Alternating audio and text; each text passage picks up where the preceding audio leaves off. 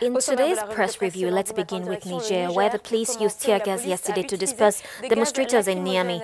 Tam Info indicates on its headline the volatile social situation in the West African country. It further reports that the demonstrators intended to protest against the 2018 Finance Act, which, in their opinion, would lead to higher commodity prices. Nevertheless, the match degenerated when a group of demonstrators went in front of the parliament despite the prohibitions, burnt tires around the various crossroads. The police sprayed tear gas and quickly took control of the city. The demonstrators could not reach the National Assembly, says Tam Info, according to Abbas Abdulaziz, president of the Association for Consumer Rights, one of the organizers of the match. The itinerary had been previously defined, and people had not agreed to change it because it was a peaceful match that was authorized, he said. Et l'un des organisateurs de cette marche, l'itinéraire avait été préalablement défini et les gens n'étaient pas d'accord pour le modifier car c'était, il le rappelle, une marche pacifique autorisée. And then in Kenya, the expectation of the result of the presidential election continues.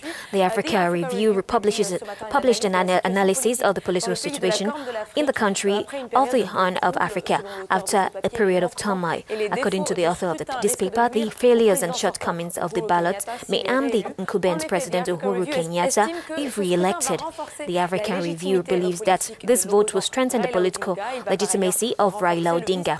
It will also strengthen the Vice President William Ruto, to whom Uhuru Kenyatta is increasingly dependent. And finally, Uhuru Kenyatta will have to become more authoritarian, and yet, without legitimacy from the electoral mandate, it will face an increasingly challenging population.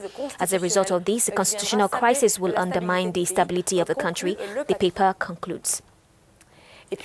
Let's wind up this press review with a glance in Waku, Burundi. The newspaper reports that several thousand citizens have set up a meeting at the United Nations roundabout located north of the capital on Saturday, an event organized by a government to welcome the country's withdrawal from the ICC. A master of the ceremony chanted slogan against the ICC, and an enthusiastic crowd repeated them, "Bye-bye CPI."